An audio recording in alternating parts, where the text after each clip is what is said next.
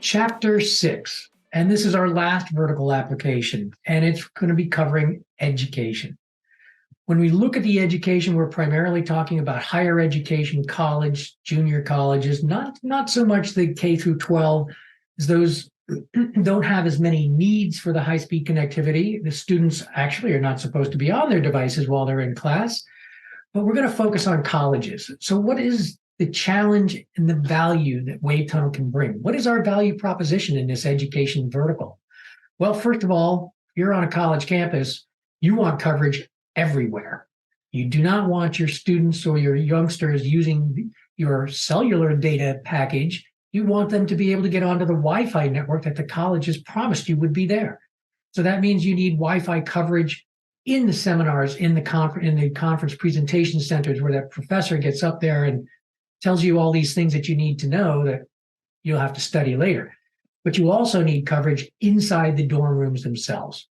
So if we look at the challenge, we look at the network must support streaming, webinars, remote learning, student tracking, video security, door locks. All of this is requiring well over a gigabit per second from your backbone.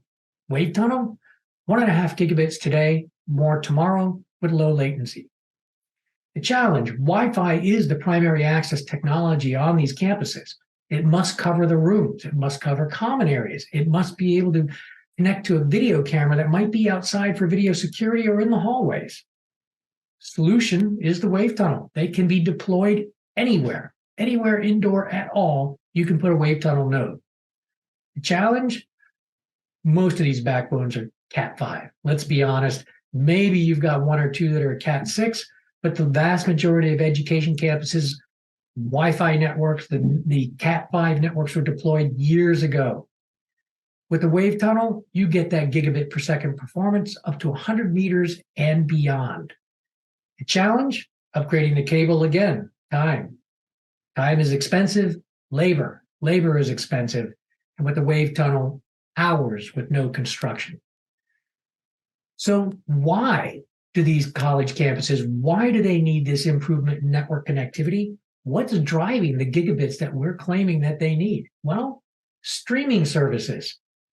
Netflix, YouTube, Hulu, high definition stream, 5 to 8 megabits per second.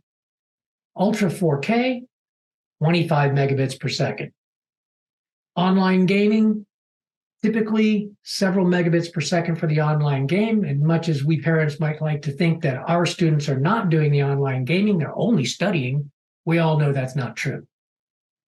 And video conferencing for remote learning. A basic video call can be pretty economical, but HD is the way to go these days, and it's at 3.8 megabits per second for your typical conferencing tool. Be that Zoom or Google Meets or WebEx, 3.8 megabits per second is about what you're going to need.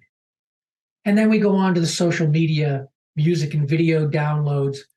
We all know that the penchant for students to be downloading music and videos these days, software updates, projects. If you're a computer science engineer and you're uploading and downloading massive files for your project, all of that's going to consume tens of megabits per second.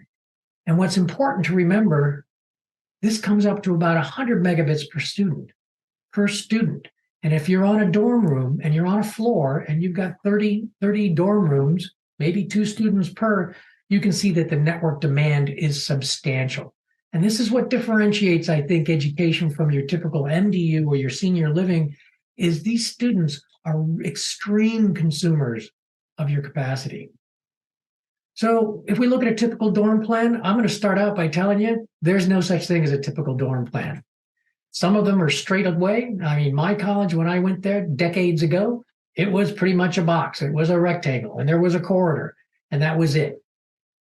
But now as you look, now there are common areas. Now there are suites. The dorms in the more modern university or colleges, they're completely different.